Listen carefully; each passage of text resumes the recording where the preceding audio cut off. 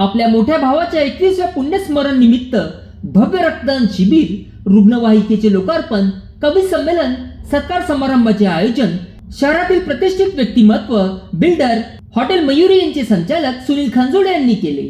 स्वर्गीय गजेंद्र राजाराव खांजोडे यांच्या स्मृतीची आठवण करीत यशस्वीरित्या कार्यक्रमाचे आयोजन संपन्न झाले. रक्तदात्यांनी मोठ्या संख्येने आपले बहुमूल्य रक्तदान केले. या संपूर्ण कार्यक्रमाला अचलपूरचे आमदार प्रवीण तायडे, मेळघाटचे आमदार केवलराम काळे, समाजसेवक सुनील राणा, डॉक्टर कमल अग्रवाल, अभय माकनेसह इतर प्रतिष्ठित मान्यवरांनी उपस्थित राहून कार्यक्रमास शुभकामना दिल्या.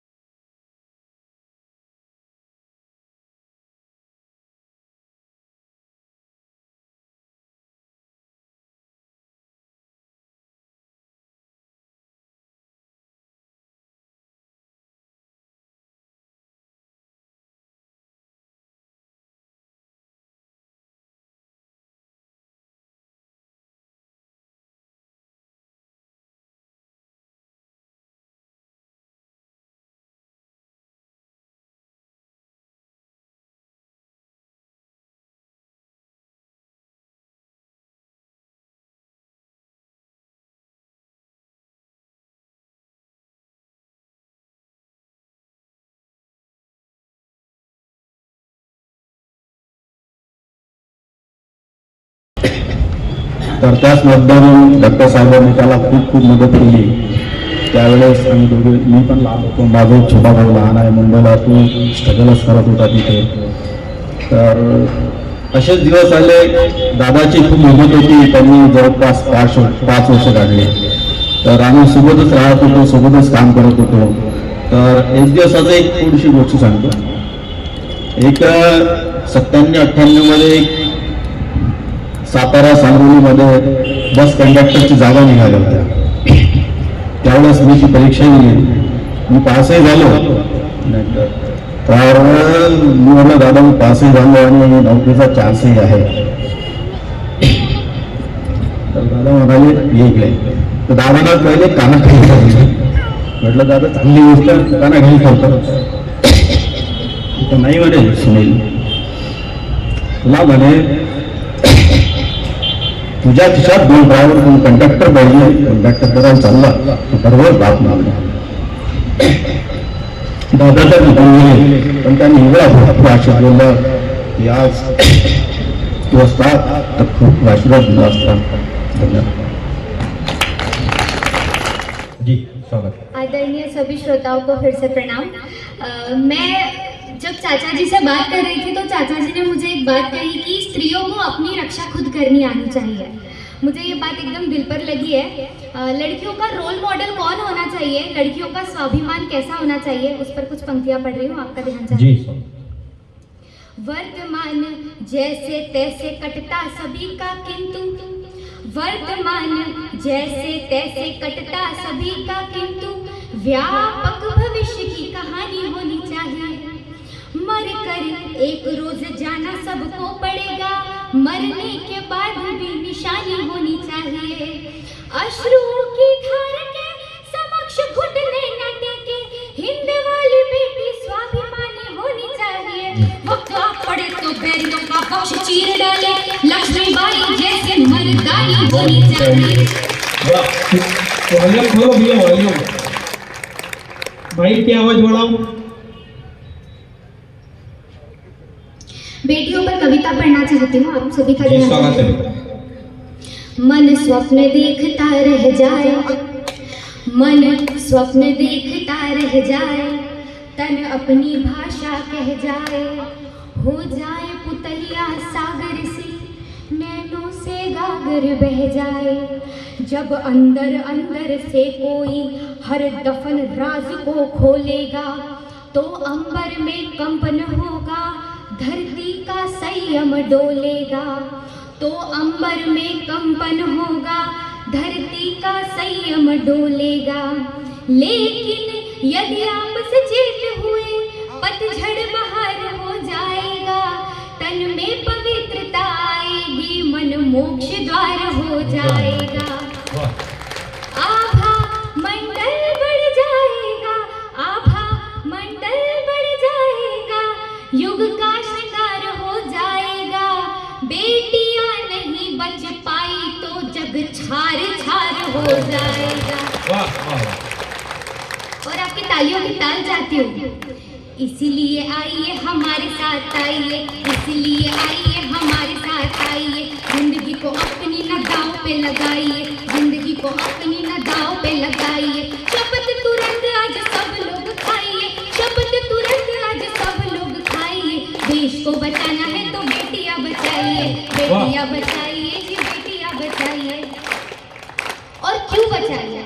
इतिहास गवाह है। स्वर लता दे रही है जिसमें, स्वर लता दे रही है जिसमें, विष पीती मीराबाई है।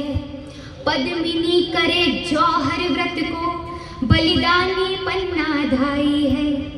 लक्ष्मीबाई जीजाबाई है उदाहरण बलिदानों के।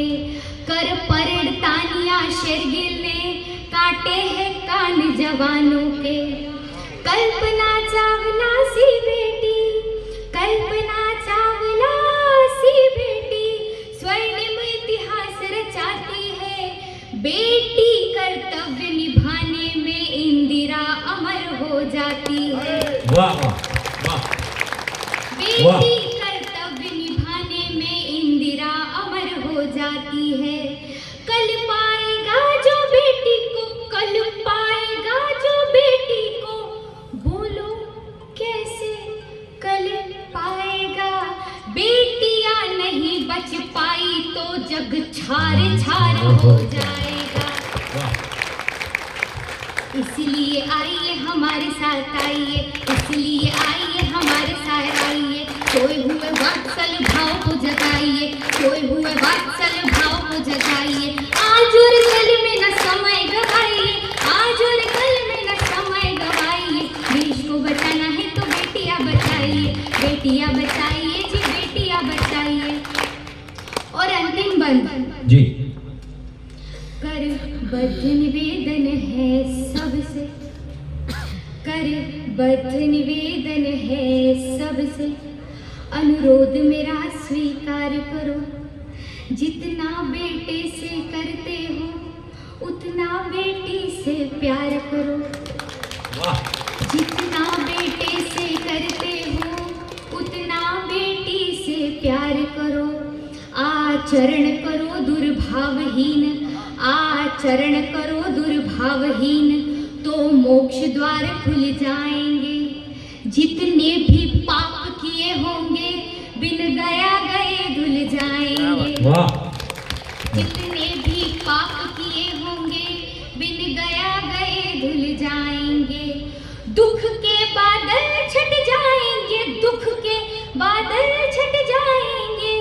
बेटी की एक किलकारी से ये जूही चमेली चंपा सी महके घर की फुलवारी में। कल कल स्वर देगी भगीरथी, कल कल स्वर देगी भगीरथी, मन हरिद्वार हो जाएगा।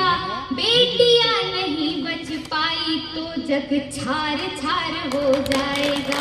और अंतिम तालियों की ताल चाहती हूँ। जी स्वागत है। अपना के श्रद्धा ममता को अपनाइए, अपना के श्रद्धा ममता को अपनाइए।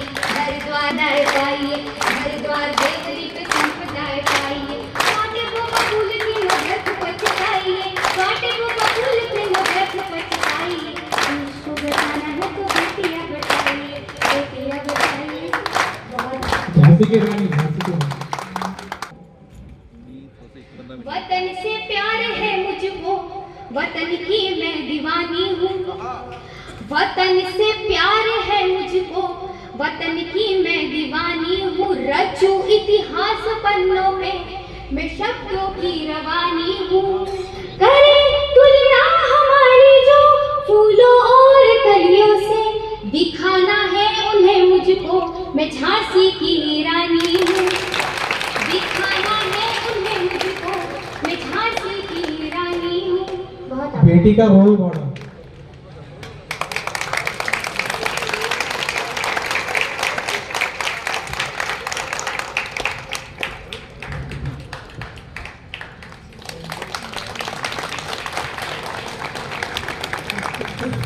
सुमित भाई से एक निवेदन है। अब कुत्ते से तो पूछो वो अपनी मौत मरने भी देगा उन्हें कि नहीं। मैं ये दावा नहीं करता बहुत मीठा में थोड़ा जागृत बैठ जाइएगा। कुर्सियों की व्यवस्था सबके लिए है। अगर आप कहीं पर बैठ जाएंगे तो आपके हिस्से की जो कुर्सी आई है उसका किराया वसूल हो जाएगा, नहीं तो 6.5 रुपए प्रति के हिसाब से आई है, बाद में जमा करके हुए जाना।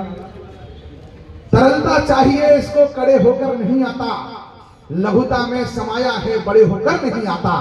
ये महफिल है फकीरों की, कहीं पर बैठना होगा, कभी आनंद कविता का खड़े होकर नहीं आता। इसलिए जो लोग खड़े हैं वो ठीक ठाक सा पड़ोस देख करके पुरुषों में ही कहीं बैठ जाए। नहीं हम गए कहीं भी बैठ जाओ तो कहीं भी बैठ जाए तो उसमें जिम्मेदारी मेरे ऊपर आ जाएगी कि भाई साहब ने कहा था कहीं भी बैठ जाओ। इसलिए मैं पूरी बात को बोलता हूँ, पुरुषों में ही बैठना है। पीछे कुछ लोग खड़े हैं, वो तय नहीं कर पा रहे हैं कि इस कार्यक्रम में आए कि निकल जाए, इसलिए वो सड़क से ही आनंद ले रहे हैं। आपके सड़क के प्रति इस अगाध प्रेम को मैं प्रणाम करता हूं। भगवान आपको सड़क पर ना रखे, कहीं ठिकाना दे। लेकिन ये जो बीच का मार्ग है, मेरे एक मित्र हैं भाई साहब, डॉक्टर साहब, वो फ्रेंच गाड़ी रखते हैं। तो मैंने कहा आप फ्रेंच गाड़ी क्यों रखते हो?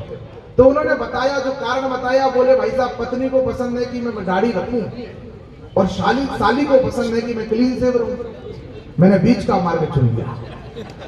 तो ये जो बीच के मार्ग हैं, ये पत्नी और साली से पीड़ित लोग हैं जो बीच में खड़े हैं कि इधर आ भी नहीं रहे हैं और जा भी नहीं रहे हैं। अच्छा लगे, कवि सम्मेलन का एक कायदा है। कुछ लोग पहली बार सुन रहे होंगे, इस तरफ बहुत कम होते हैं कार्यक्रम, कुछ लोग सुनते रहे होंगे।